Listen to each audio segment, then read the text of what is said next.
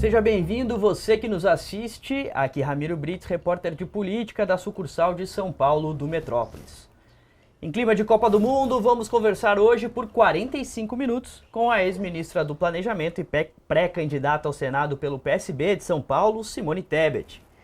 45 minutos é um tempo no futebol, mas é também tempo para a pré-candidata falar das suas propostas e mostrar o que pensa sobre os assuntos que mais preocupam os eleitores. Até porque está todo mundo de olho na seleção brasileira, mas faltam apenas pouco mais de 2 meses para as eleições. Para conversar aqui comigo, para me ajudar nessa conversa com a ministra Simone Tebet, está aqui a Alexandra Martins, que é a nossa editora de política aqui da sucursal do Metrópolis de São Paulo. Alexandra, seja bem-vinda. Obrigada, ministra. Obrigada, Ramiro. Prazer aqui estar com vocês. Olá, Simone. Seja bem-vinda ao Metrópolis. Obrigada, Ramiro. Obrigada, Alexandra. Obrigada a toda a equipe aqui do Metrópolis. É sempre um prazer poder falar com São Paulo e com o Brasil através do espaço de comunicação de vocês. Simone, para começar a nossa conversa, eu gostaria de falar sobre as últimas notícias desse fim de semana. A gente teve um anúncio do então pré-candidato Paulo Serra, do PSDB, que não vai concorrer ao governo do estado, e também do Kim Kataguiri, do Missão, que disse que vai concorrer a deputado federal. Quero ver como é que você recebeu essas notícias, né? Como é que chegou para você, que está na chapa do Fernando Haddad? Quanto você acha que isso vai influenciar no potencial segundo turno? E, enfim, quais são as estratégias da chapa do Haddad a partir dessas notícias? Bom, Ramiro, nós acabamos de ter essa informação, que a gente ainda precisa ver se ela é oficial. Uma delas parece que sim, a outra ainda tem, né, assim, dúvida. O presidente do partido fala uma coisa, o candidato fala outra. A gente tem que respeitar, né, uma decisão de partidos que não é meu e de uma coligação da qual eu não pertenço, né. Mas política é igual futebol, né. A gente entra em campo respeitando o adversário, mas sem medo dele. A gente tem que confiar nas nossas propostas, nos nossos objetivos, na soberania, né, autonomia e no bom senso e discernimento do eleitor, né, brasileiro, no caso aqui paulista, e vamos jogar, né, vamos para uma campanha de cabeça erguida, mostrando números, mostrando o quanto nós construímos no Brasil, né, o quanto nesses últimos 4 anos houve de verdade e houve de mentira nas propagandas que foram apresentadas aqui também no estado de São Paulo, e com um time de excelência. Ramiro, quem tem 5 ex-ministros de Estado numa chapa, dentre esses 5, né, pelo menos 3 ex-candidatos a presidente da República, ou 4 ex-candidatos a presidente da República, dentro eles ex-prefeitos e ex-governadores. Portanto, eu estou falando de Alckmin, que é o vice, mas que foi 4 vezes governador de São Paulo, que foi ministro, que é vice-presidente, enfim, todo mundo conhece a história, né? E candidato a presidente da República. Haddad, que foi prefeito, ministro, candidato a presidente da República. Márcio França, que foi governador, que foi ministro, que foi candidato. Marina Silva, que foi senadora, que foi ministra, que foi candidata a presidente da República. No meu caso, que já fui prefeita, já fui vice-governadora, já fui senadora, já fui ministra, já fui candidata a presidente da República, não sei se faltou alguma coisa, enfim, né? Quem tem um time com esse espírito público não pode temer adversário. Eu sei por que você está fazendo essa pergunta, e ela é inteligentíssima, porque a gente quer levar, obviamente, para o segundo turno, mas temos todas as condições neste momento de pensarmos também numa eleição que pode ser decidida em nível nacional no primeiro turno. É uma mera fotografia, pode ser um otimismo da minha parte, mas hoje o cenário é outro, né? Hoje o franco favorito, a meu ver, de novo, é uma fotografia, é o presidente Lula na chapa nacional, e a gente tem todas as condições, por tudo que vamos apresentar pela frente, de manter esse resultado. Eu queria pegar ainda nessa situação das 2 desistências que a gente teve, né, do Paulo Serra e do Kim Kataguiri, o que já anima o lado do governador Tarcísio de Freitas, né, nessa expectativa de até levar para o primeiro turno, né? E ao mesmo tempo a gente sabe que o ex-governador Márcio França, ele não esconde a vontade dele de ser governador, né? De novamente tentar ser governador, né? Como equilibrar ali as ansiedades e desejos dentro do PSB para que vocês se mostrem uma chapa unida? Bom, primeiro, Alexandra, eu realmente respondi um pouco a pergunta quando eu disse que todos nós temos espírito público, né? Márcio França é um dos melhores quadros, não só de São Paulo, mas do Brasil. É combativo, é experiente, é competente e tem, como eu disse, espírito público. Ele está pronto para jogar em qualquer posição, isso ele já falou, né? Se ele precisar ser candidato a governador pelo estado de São Paulo, ele vai ser candidato a governador e será o nosso.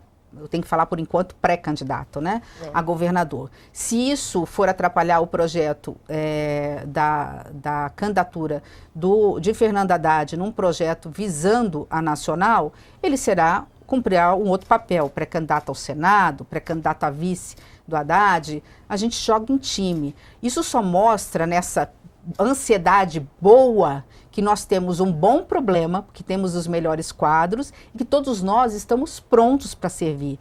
Eu acho que quando a França dá esse testemunho, né, ou coloca, não é nem uma vontade própria, é dizer, eu estou pronto para cumprir missão.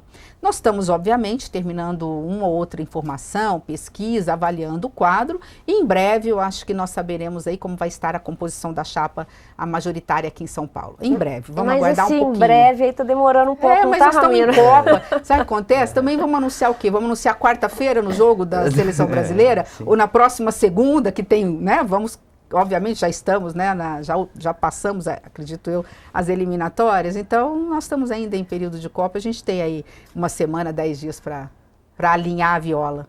E aproveitando a sua resposta que você falou sobre uma possibilidade da candidatura do França atrapalhar do Haddad, você acha que ele pode acabar tirando votos do Haddad? Eu acho que esse é um dado que uma pesquisa rápida tem que avaliar para ver se é interessante a candidatura dele e de quem que ele tira mais votos no primeiro turno, né? Eu acho que isso pode estar sendo avaliado. Mas, de novo, isso passa por uma decisão que tem que ser uma decisão, uma discussão que passa pelo candidato Fernando Haddad, né, que é também o nosso companheiro, e pelo próprio presidente Lula. Essas conversas estão acontecendo. E agradaria ao PSB o Márcio França vice do Haddad? Sim, sem dúvida nenhuma. O PSB quer uma vaga de vice, né, quer ser vice, mas também, de novo, não vai atrapalhar. Se o melhor nome for um nome de um partido aliado, o PSB já tem pelo menos uma vaga, uma pré-candidatura ao Senado. Né? É um projeto, de novo, é um projeto de país. O Brasil que nós queremos nos próximos 4, 8 anos, a São Paulo que nós queremos nos próximos 4, 8 anos. É disso que se trata a união desse time. Então, eu acho que mais do que vontade o que é melhor para esse campo de frente ampla democrática que nós criamos, nós estamos construindo para apresentar como alternativa ao eleitor paulista e ao eleitor brasileiro. Você falou na primeira resposta sobre que uma das existências, que seria do Paulo Serra, acredito, não está exatamente confirmada, né? Seria a primeira vez que o PSDB não teria um candidato ao governo de São Paulo desde que o PSDB existe. Como é que você vê essa possível desistência, visto que o PSDB é o lugar onde São Paulo é o lugar onde o PSDB teve sempre quadros históricos, mais de 20 anos no poder, e justamente pelo que você estava falando, né, de um centro democrático mais fortalecido, né, o PSDB fazia parte desse grupo e agora, enfim, é um partido que está cada vez... Ramiro, eu vejo com tristeza, mas eu vou explicar por quê. Não é a tristeza do PSDB não lançar candidato. É a tristeza de saber o que representa um partido como o PSDB representou e representa para o Brasil e o quão mal faz a ausência do que ele representa para São Paulo e para o Brasil. Eu explico. Nós estamos falando de um partido que presidiu o Brasil, que administrou N vezes, no mínimo 7 vezes, eu acho que o estado de São Paulo, só com Alckmin foram 4, Mário Covas 5, Mário Covas chegou a ser reeleito, né, e lamentavelmente depois nos deixou, enfim. Então nós estamos falando do que representa partidos como o MDB, PSDB, e partidos de centro-direita e centro-esquerda no Brasil. Eles representam o centro. Quando só existe uma democracia forte no mundo e no Brasil, quando partidos de centro têm força suficiente para dentro do governo, no Congresso Nacional, dar governabilidade para um presidente, ainda que dê governabilidade para um presidente que ele não tenha escolhido. Foi assim a vida inteira com o MDB, foi assim com o PSDB, que fazia oposição, ao governo do PT, mas na hora de aprovar reformas estruturantes, projetos relevantes para o desenvolvimento social, econômico, sustentável para o Brasil, sempre deram a sua parcela de contribuição. Quando esses partidos se apequenam, né, eles ficam diminuídos, o PSDB praticamente ele foi extinto em grande parte das federações brasileiras. Ele não estou aqui desmerecendo o partido, estou antes fazendo um elogio, mas em alguns estados ele virou pó, né, e ele se apequenou de tal forma, por quê? Porque lamentavelmente no mundo de rede social a gente não se apercebeu do que estava acontecendo, de uma extrema direita que substituindo a grande mídia, os veículos de comunicação começaram através de fake news e inverdades, porque é muito fácil mentir, né? Quem não tem compromisso com o povo, quem não tem compromisso com o social, quem não tem o compromisso com a verdade, mente muito facilmente, e começaram a mudar, lamentavelmente, a mentalidade de um povo. Então nós temos hoje a extrema-direita assumindo o papel de partidos de centro como o do PSDB. E isso é lamentável. Então eu aproveitei a sua pergunta só para colocar dentro do contexto maior, porque obviamente eu não posso responder pelo PSDB em nível local, ou de se deve ou não ter candidatura. Acho que todas as candidaturas são bem-vindas. Quanto mais opções nós dermos para o eleitor brasileiro, né, maior a chance do eleitor se identificar com um candidato e ir para as urnas com alegria, com satisfação, né? Com emoção, que é isso que também está faltando. Ainda só mais uma sobre esse assunto. A gente falou há pouco tempo que a gente falava em 2022 que a eleição foi decidida em Minas Gerais, e de fato, né, era Lula e Jair Bolsonaro no segundo turno, voto a voto, e aí nos últimos minutos ali, quando começaram a entrar os votos de Minas Gerais, o Lula saiu um pouquinho à frente. A gente teve essa repetição nessa semana com a notícia que a gente está repercutindo aqui, porque o presidente do PSDB é o Aécio Neves, de Minas, e ele acabou se mostrando desagradado com a desistência do Paulo Serra aqui em São Paulo. Qual o tamanho de São Paulo nas eleições desse ano? Todas as eleições eu vi recentemente que só uma eleição que Minas errou, vamos dizer, o placar, né, Alexandra, que é uma mineira importada aqui para São Paulo. Todas as vezes que o presidente eleito ganhou em Minas, ganhou a eleição para presidente, com exceção de nos últimos anos. Mas nessa eleição particular, 2026, São Paulo tem um peso ainda maior. Pelas informações que nós temos, pelas pesquisas que nós temos, nós estamos melhor, né, o nosso campo em Minas do que estávamos na outra eleição, ainda que seja uma fotografia, e nós estamos falando agora de uma eleição que, a meu ver, passa decisivamente pelo Estado de São Paulo. O Estado de São Paulo é o maior colégio eleitoral, tem a maior população, nós estamos falando de quase 1/4 do eleitorado, né, quase 25% de todos os votantes, quem vota, está em São Paulo. São Paulo tem uma particularidade de ser mais progressista na capital e mais conservadora no interior, então é preciso... cada lado vai ter que brigar por uma fatia desse eleitorado, né? São Paulo está mais oscilante nas pesquisas, ora está mais de um jeito, ora está mais outro. É onde nós temos mais indecisos. Então a eleição de São Paulo vai ser decisiva para quem quer virar presidente da República. Ministra, passando de São Paulo para a Bahia, vamos falar de Jacques Wagner, né? Eles foi alvo de um mandado, né, na semana passada, né, de busca no endereço em Brasília, endereço em Salvador, de implicação com o sócio do Daniel Vorcaro, Augusto Lima, né, ex-sócio do Vorcaro. Isso abalou bastante as relações, digamos, eleitorais, né? E eu queria saber da senhora a sua impressão desse caso. A senhora acha, é claro que é uma decisão pessoal dele, né? É uma pessoa com uma grande carreira política, né? Ele e Lula são amigos há muitos anos, mas qual que é a expectativa que a senhora está enxergando de posicionamento do Jacques Wagner agora, né?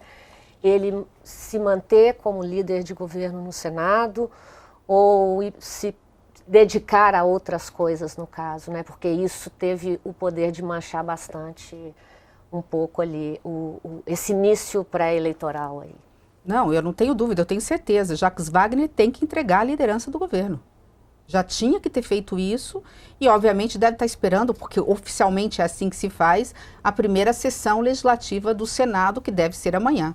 Para mim, ele tem que entregar, né? Eu sou advogada, como advogado é o que eu defendo, que ele tem ampla defesa, contraditória, até para se defender, apresentar todas as suas alegações, como todos os envolvidos nessa denúncia, que é escabrosa, é vergonhosa.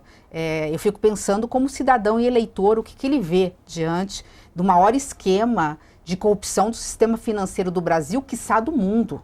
Um esquema que começou no governo passado dentro da cozinha do ex-presidente, dentro da Casa Civil do ex-presidente Bolsonaro, e permeou ali, foi contaminando todos os partidos, ideologias. Não sobrou muita gente de bem, é importante dizer, tá? Importante dizer, eu fui senadora há 8 anos, a gente tem muita gente séria na Câmara de Vereadores, e na Câmara Federal e no Senado Federal. Nós estamos falando ali de mais de 600 pessoas, e nós não estamos falando ali nem de 10%, 15% envolvidos nessas denúncias. Mas o que eu estou dizendo é que, nesse caso, eles fizeram o dever de casa, lamentavelmente, direitinho. Eles foram para cima dos grandes líderes, de certos presidentes de partidos. Sabe aquela história do porco quando vai para a lama? Ele vai e leva todo mundo, só fica o olhinho ali branquinho para se contaminar todo mundo, para um se proteger, um proteger o outro. Eles fizeram um esquema de corrupção e a percepção de sensação de impunidade muito forte, porque, olha, eu contamino todos os poderes, eu contamino todos os grandes líderes e um blinda o outro.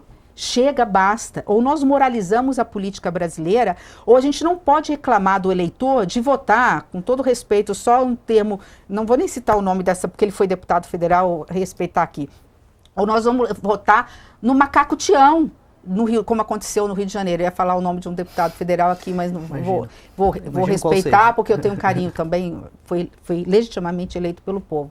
Mas assim, e depois as pessoas reclamam do eleitor não querer ir para as urnas, de querer buscar outsiders. Outsider não resolve o problema do Brasil. Ou a gente moraliza a política, ou a gente separa os maus políticos e valoriza a política brasileira, ou a gente coloca gente séria, né, dê espaço para gente séria, líderes comunitários, líderes de bairros, profissionais liberais, professores, prefeitos do interior. A gente acende essas pessoas para resolver os problemas do Brasil, colocando sim a corrupção como algo nefasto, porque também mata, porque tira remédio lá no posto de saúde, e a gente entende que isso é sistêmico e esse sistema precisa acabar. Ou a gente não pode reclamar depois das más escolhas que o eleitor faz, né? São Paulo quase elegeu um outsider. Eu sou de uma geração que eu não votei nele, eu votei em Mário Covas, meu primeiro voto para presidente da República foi em Mário Covas, mas teve segundo turno, eu não votei no Collor, que foi um outsider que disse, eu vou sair caçando marajás. Não ficou 2, 3 anos no poder porque foi envolvido em esquema de corrupção. E quantos outros outsiders? Termino com o último, né, que se considerava outsider, que foi o ex-presidente Bolsonaro, que veio um discurso muito vazio, um discurso fácil de fazer, porque é muito fácil você superlativizar, né, o discurso para ganhar likes nas redes sociais e para poder ganhar voto, e viu o estrago que fez com a sociedade brasileira. Então, voltando ao Bunkmaster, precisa ser passado a limpo, o Supremo precisa dar resposta, ampla defesa, contraditório, muita gente ali que foi citado, provavelmente não tinha culpa, mas naqueles que têm áudio, né, tem mensagem de WhatsApp, tem indícios claros, né, de provas, tem que ser denunciado, tem que ser processado, que vá se defender na justiça. Ministra, como você disse, o escândalo do Bunkmaster pegou muita gente, né? Eu lembro no começo, a primeira notícia talvez mais impactante em relação ao mundo político, talvez nesse ano passado já tinha saído outras coisas, foi do pagamento para a esposa do ministro Alexandre de Moraes, né, mais de 120 milhões. Depois, os áudios do Flávio Bolsonaro pedindo dinheiro ao Vorcaro para o filme Dark Horse, o pai dele. Naquele primeiro momento, quando o principal alvo era o Alexandre de Moraes, parecia que o escândalo batia mais forte na pré-candidatura do Lula. Depois inverteu, parece que bate mais forte na pré-candidatura do Flávio. Antes dos áudios, o Senado, maioria bolsonarista, ou pelo menos maioria de direita, de extrema direita talvez, não sei, rejeitou a indicação do AGU Jorge Messias ao Supremo Tribunal Federal, uma derrota histórica do governo Lula. Você acha que isso poderia ocorrer agora novamente com os áudios do Flávio Bolsonaro vindo à tona, já sabendo que, por exemplo, o presidente do Senado recebeu 30 milhões do Daniel Vorcaro, como ele mesmo disse na proposta de delação dele?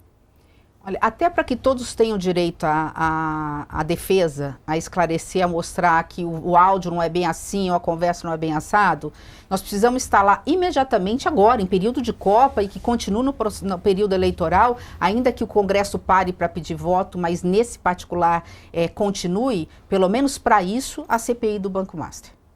Ah, mas a PGR já está fazendo dever de casa, o Supremo está fazendo outra, a Justiça está fazendo outra. São discussões distintas. Uma é análise jurídica, outra é análise política, elementos novos podem estar chegando, é transparência, é mostrar para a população, é dar direito, sejam a parlamentares citados por você, sejam outras pessoas indicadas, de estarem lá em rede nacional também fazendo a sua defesa, é uma forma também deles poderem se defender.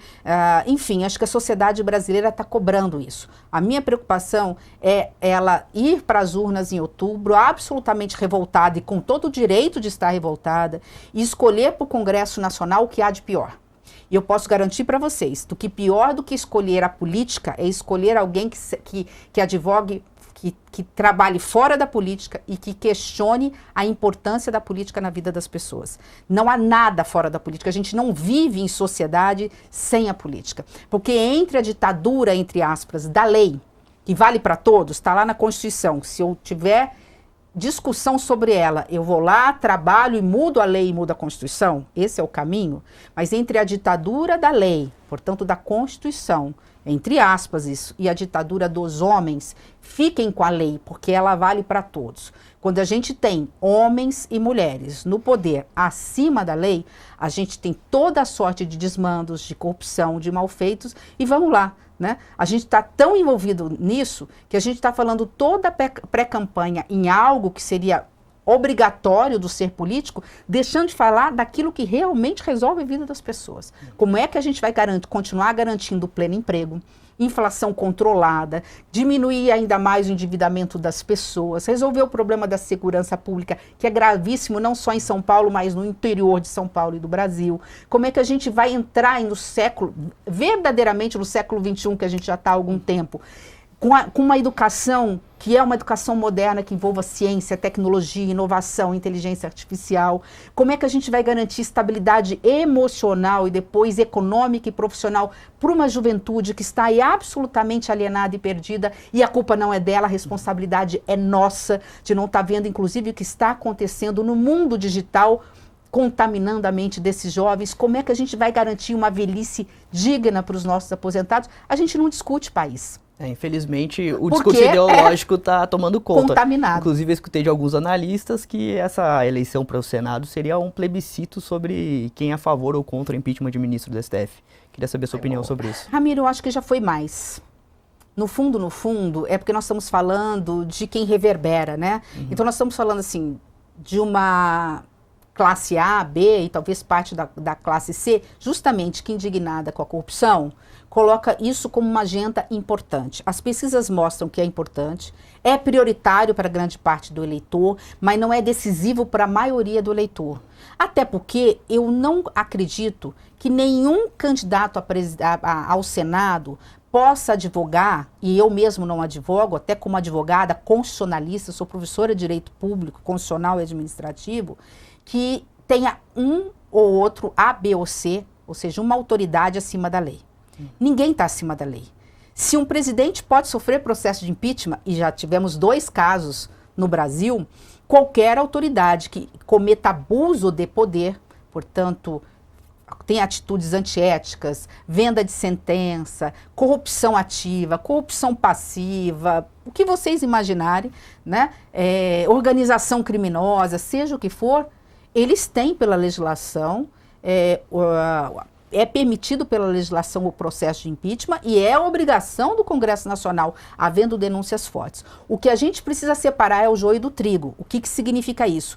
Fortalecer a instituição do Supremo Tribunal Federal. Sem justiça nós não temos nada. Eu não consigo discutir uma pensão alimentícia para uma mulher cheia de filhos abandonada pelo marido, como eu não consigo resolver problemas maiores. Então a gente tem que fortalecer a instituição do Supremo e obviamente, separar o joio, separar os homens e mulheres que, de alguma forma, recebam 200, 300 mil reais por mês, fora, portanto, do teto de gasto, e não conseguem explicar porque recebem isso, vendem sentenças ou estejam envolvidos em algum escândalo, seja master ou não master. Então, nesse aspecto, eu advogo que qualquer ministro do Supremo Tribunal Federal pode sim sofrer processo de impeachment. A minha divergência só é que não há, no Brasil, crime por interpretação da lei. Ou seja, não é porque eu não concordo com uma decisão de um ministro ou de um juiz que me deu uma pena de 4 anos e eu achava que eu merecia uma, ou me condenou a 1 ano e eu achava que tinha que ser absolvida, e que, portanto, eu acho que esse ministro não serve para ser ministro do Supremo Tribunal Federal, que é o que a extrema-direita advoga. O que ela advoga? Ah, não houve golpe, ou tentativa de golpe, as sentenças foram altas, eu posso até achar que as sentenças foram acima da média. Mas eu não posso empichar um ministro do Supremo e dizer o seguinte, no lugar dele, quem tem que dar a sentença sou eu. Porque aí eu estou violando a Constituição. A Constituição diz o seguinte, quem, entre aspas, tem direito de errar por último, ou errar, entenda bem o que eu estou dizendo, quem tem o direito a dar a palavra final sobre uma decisão judicial, não sou eu que sou uma ex-senadora, ex-ministra, ou mesmo um presidente da República. Quem pode fazer isso é um ministro do Supremo Tribunal Federal. E, ministra, o Davi Alcolumbre é um antigo conhecido seu, né? A senhora já tentou 2 vezes ser presidente do Senado, né? Em 2019 e 2021, encontrou com ele 2 vezes, né? Em 2019, a senhora o apoiou, né? Contra o senador Renan Calheiros. E em 2021, ele apoiou o Pacheco, né? E logo quando o Pacheco ganhou, foi declarado presidente, ele assumiu a CCJ, né, que era a comissão que a senhora presidia, né? Então é um antigo conhecido seu. E à luz dessas investigações, tanto da PF, né, sobre o caso Master, a senhora acha que teria interesse do Davi Alcolumbre em levar adiante, como a senhora defendeu aqui, uma CPMI do caso Master, que o Davi Alcolumbre teria esse interesse?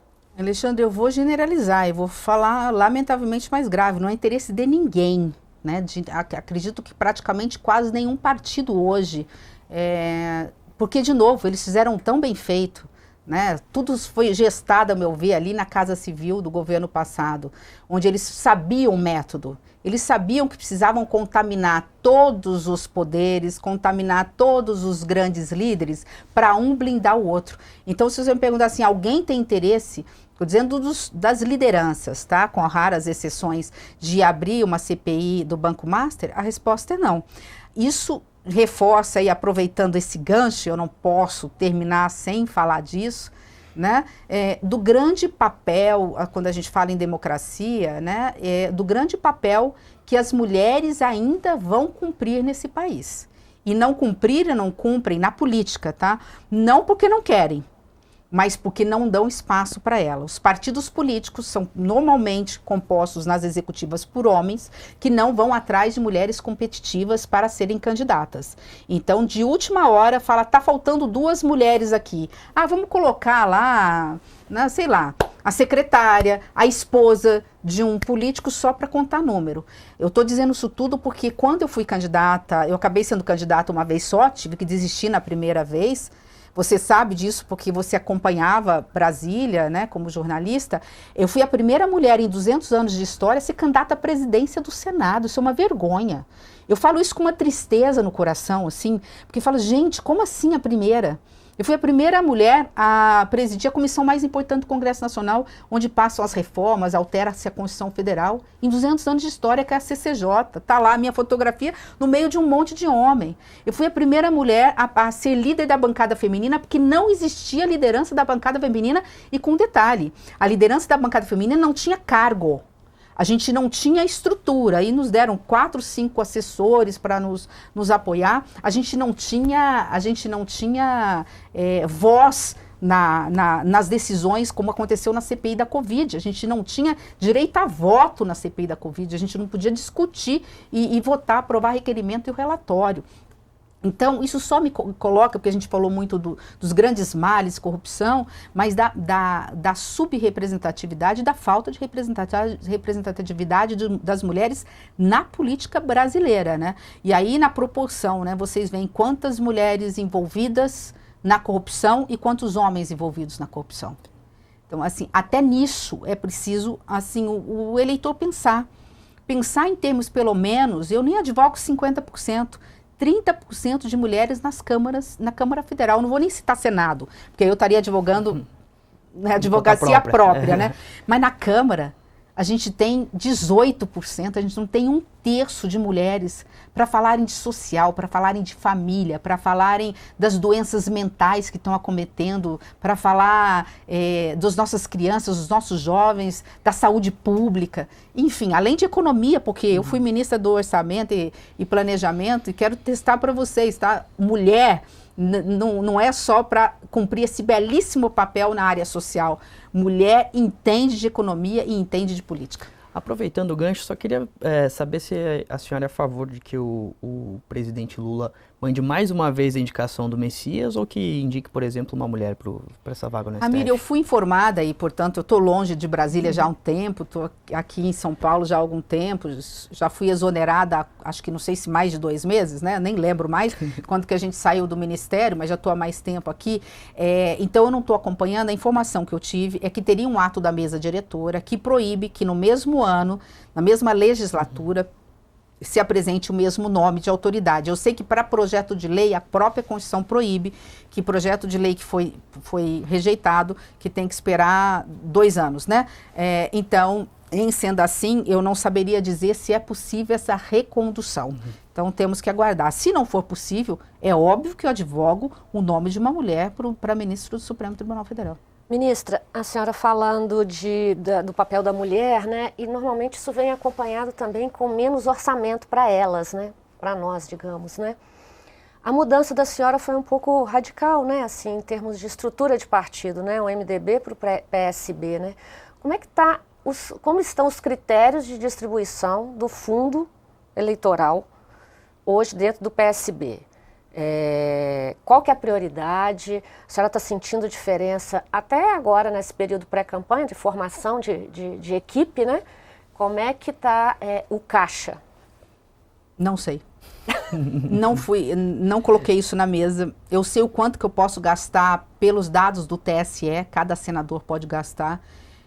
Minhas campanhas sempre foram feitas com muito pouco. Eu só tenho a minha verdade, a minha coragem, a minha honestidade para apresentar e o meu trabalho para apresentar ao eleitor.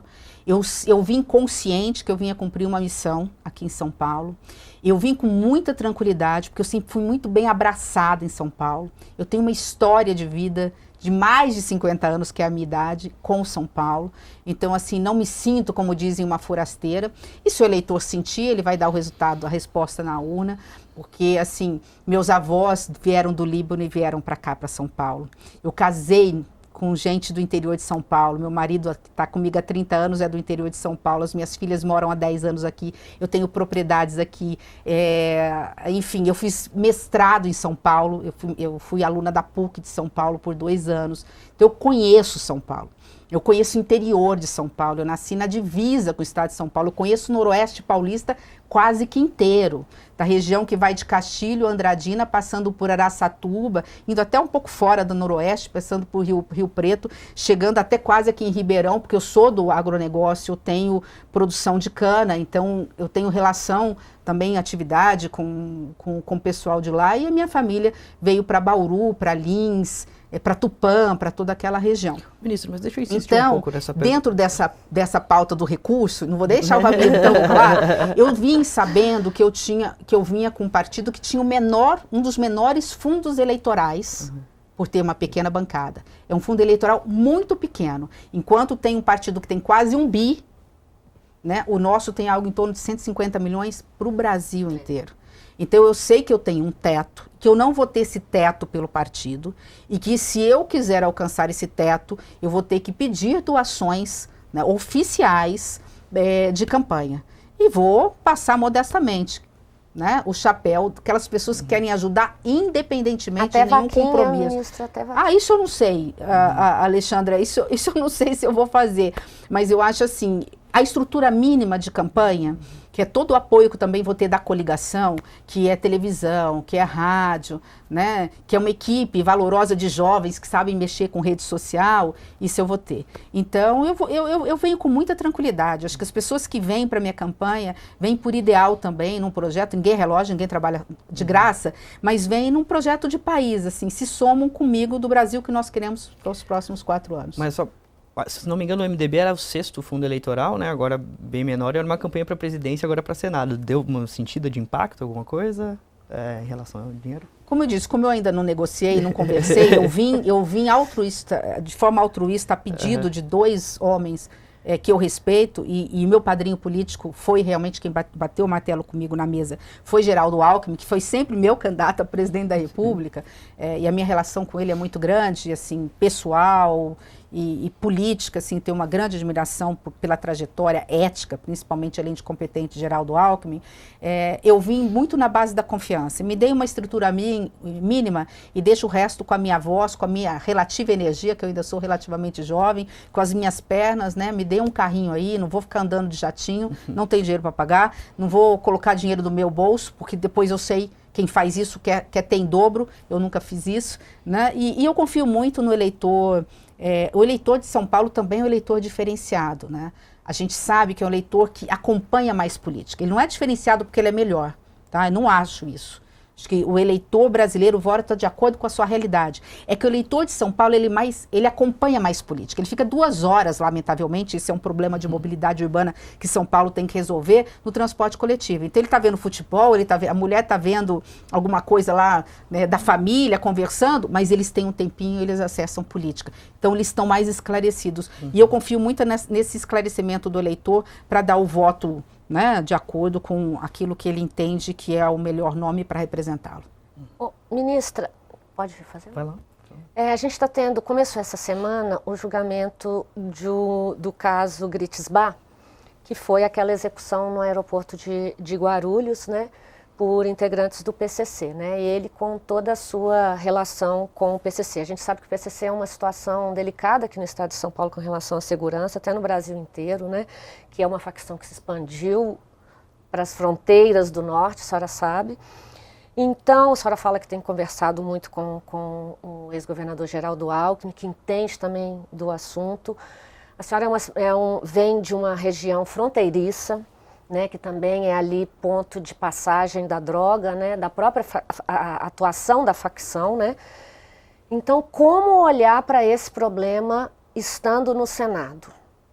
Segurança pública, a meu ver, uma vez que a economia hoje está relativamente estável, pleno emprego, inflação controlada, jovens nem diminuíram, a gente tem, claro que dever de casa para fazer na economia, mas a economia passa a não ser o maior problema do Brasil. Segurança pública hoje é o maior problema das famílias brasileiras.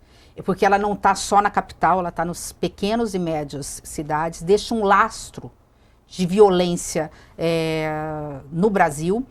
E ela hoje é um problema de segurança nacional. O crime hoje ele é transnacional.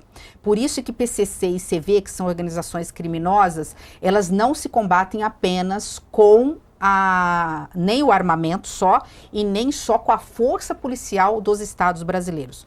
O governo federal tentou trazer isso na responsabilidade nacional. Um primeiro presidente da República resolveu falar: vamos compartilhar essa responsabilidade, deixa aqui comigo, vocês não vão perder a autonomia, mas vamos fazer uma coordenação nacional, já que o crime é transfronteiriço, e a maioria dos governadores, inclusive de direita, falaram: não, isso aqui é meu problema, eu resolvo. Não resolve.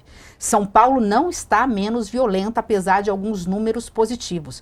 A percepção, eu tenho andado, seja em Paraisópolis ou Heliópolis, como eu tive agora recentemente, seja na Faria Lima conversando com o empresário, seja na capital ou no interior, quando eu vim semana passada de lá.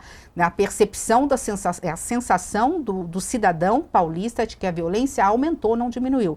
E tem razão, porque é muita pirotecnia e pouco resultado. Não se resolve o problema de segurança pública só na bala. Bandido bom é bandido preso, não é bandido morto, mas com sistema penitenciário que comporte e que resolva o problema.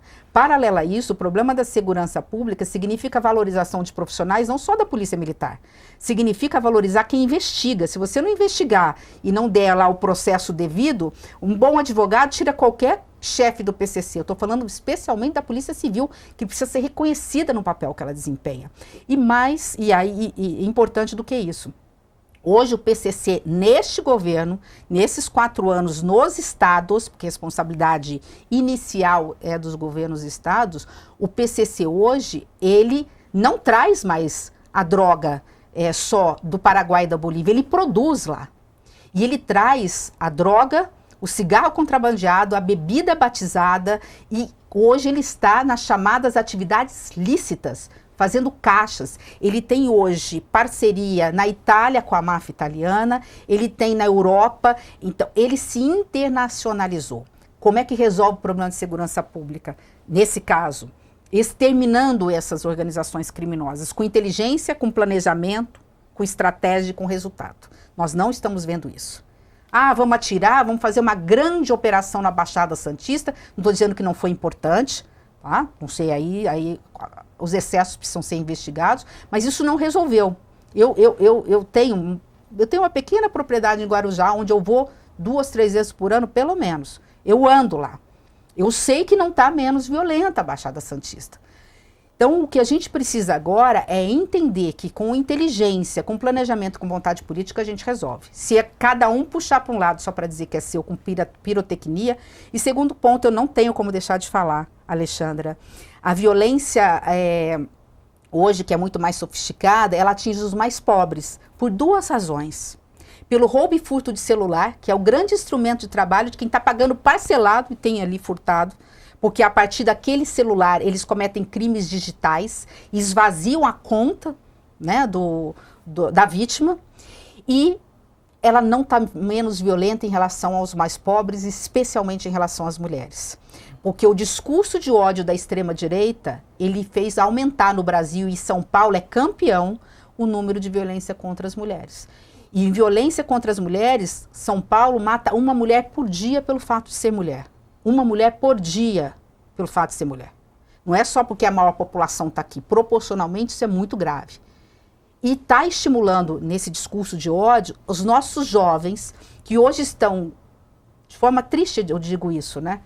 Aprendendo e formando a sua mentalidade só pelas redes sociais, aprendendo a ser mais violentos, mais conservadores. Está se criando, assim, uma rede interna de jovens absolutamente conservadores que ensinam fórmulas de se espancar e bater numa mulher que se recusa a dar um beijo ou a dormir com ele. Que acha natural para lacrar e mexer no algoritmo e poder, e com isso, monetizar, estuprar coletivamente jovens. Então, assim, são camadas de violência.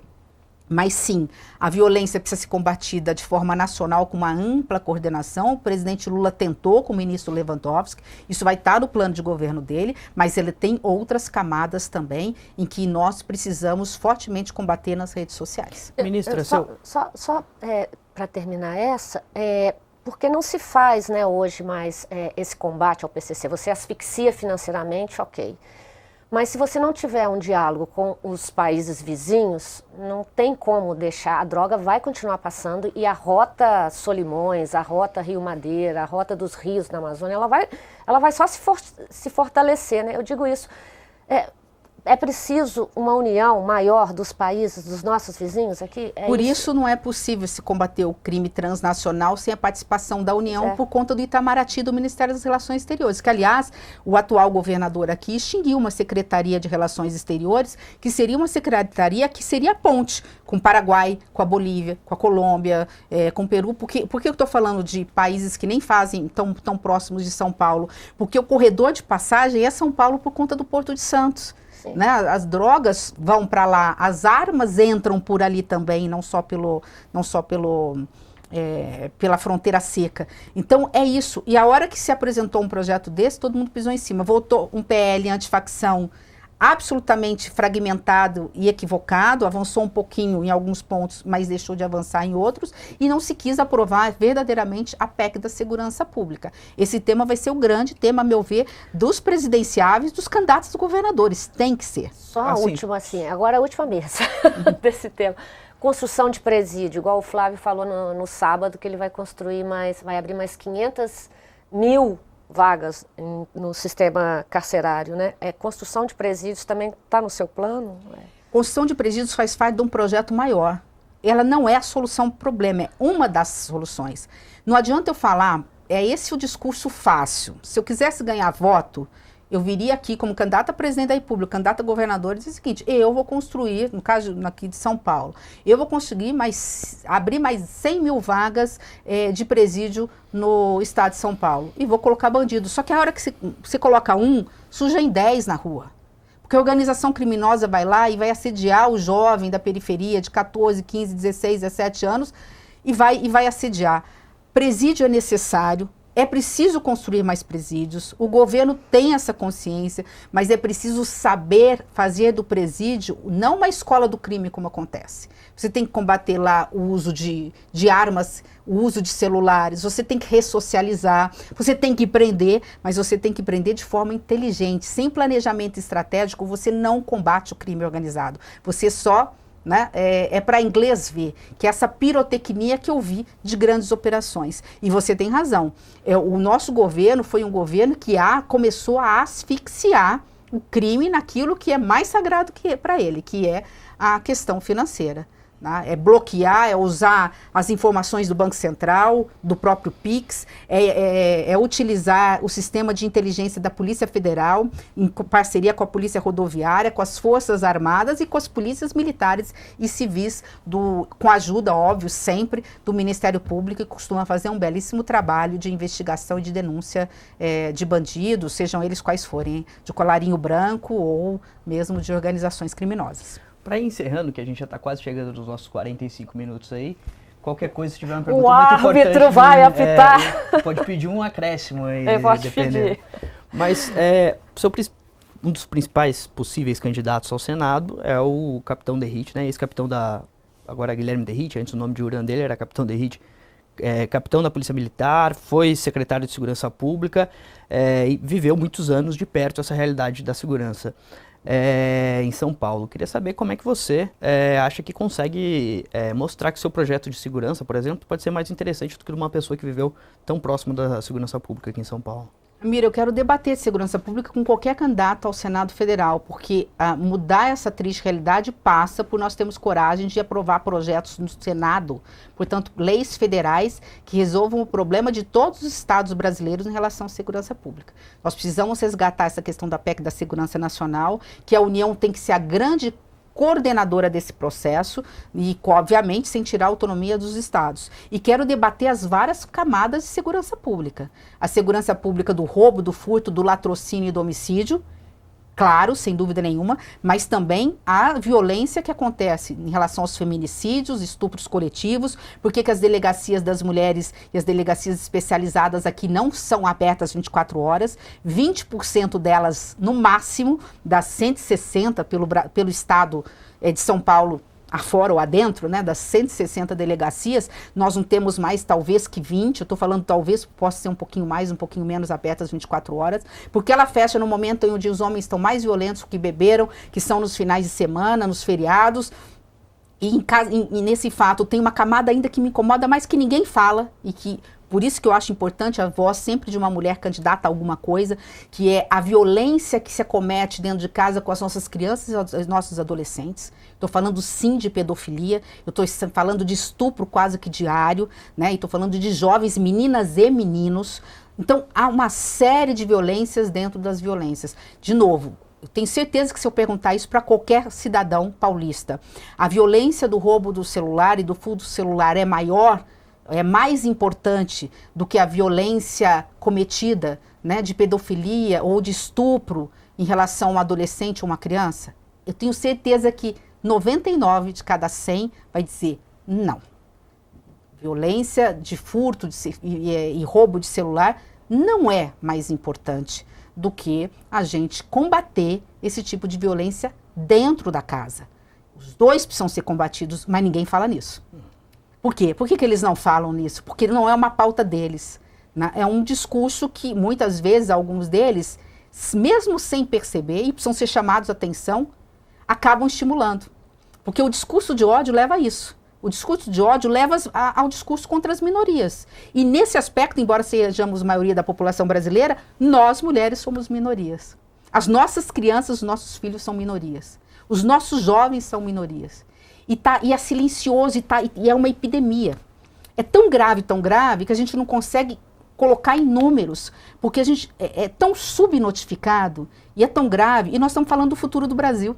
Nós estamos falando de futuros trabalhadores, professores, profissionais liberais, jovens, crianças e jovens que vão estar aí e vão estar com problemas mentais, problemas de saúde física imensos para resolver. E, de novo, não estou falando de culpa, mas estou falando de responsabilidade. Essa é uma responsabilidade de todos nós. Essa é uma das razões porque eu faço política, independente do resultado das urnas, para a gente poder ser voz, para falar coisas que muitas vezes não são ditas, ou porque não dão votos, ou porque são difíceis de serem ouvidas. É difícil eu falo, a minha voz até muda, assim, eu fico embargada, eu atropelo as palavras quando eu falo isso, porque eu fico falando como mãe, e fico pensando nas mães que passam por isso e que relataram, assim, esses casos para mim. Eu não sei porquê, mas assim, as mulheres chegam muito fácil para falar comigo sobre, assim, nem me conhecem, assim, abrem o coração. É tanto o desespero delas que elas assim, jogam, assim, elas, assim, é quase que vomitam, assim, o desespero. E eu abraço aquilo e falo assim, e agora? Né? Então eu faço política mesmo para poder externar. A gente precisa provocar esse tipo de discussão. É dolorido, eu sei que é difícil de tratar, mas precisa ser relatado. Olha o que a gente já avançou na pauta do feminicídio. Se é uma coisa que eu agradeço à imprensa livre desse país, além de defender a democracia, a liberdade de expressão, ir atrás sempre das verdades, doe a quem doer, e o Metrópole faz muito bem isso, eu agradeço muito à imprensa nos últimos 10 anos, eu faço política há muito tempo, e milito nessa causa da violência contra a mulher desde que eu entrei na faculdade, né, e vi o quanto isso era dolorido, mas é o fato de, não é só no dia, mas todo santo dia, a gente tem pelo menos um veículo no Brasil tratando da pauta do feminicídio e da violência contra a mulher, de uma mulher que foi espancada, de uma mulher que quase morreu. Então hoje, se é um assunto que deixou de ser não assunto, um assunto que a sociedade brasileira e os homens abraçaram, é a pauta do combate à violência contra a mulher. E a imprensa, eu deixo aqui a minha homenagem, em nome do Metrópolis, eu deixo a minha homenagem para toda a imprensa brasileira, de direita, de esquerda, de centro, seja do que for, porque essa é uma pauta de todos nós.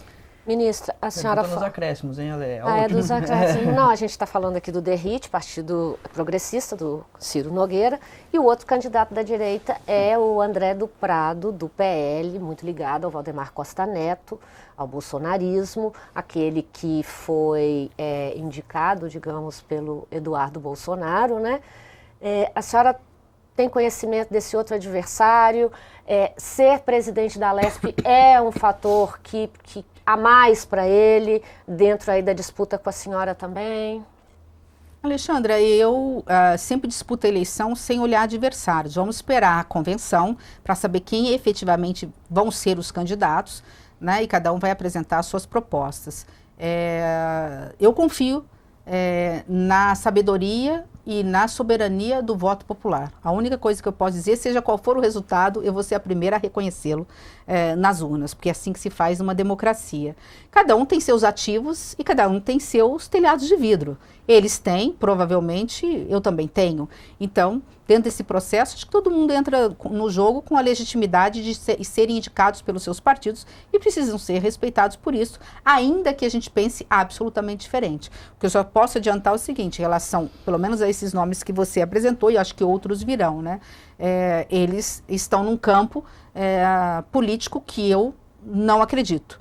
E então estaremos lá no bom debate apresentando as nossas diferenças para o eleitor brasileiro, para brasileiro de um modo geral, mas especialmente para o eleitor paulista.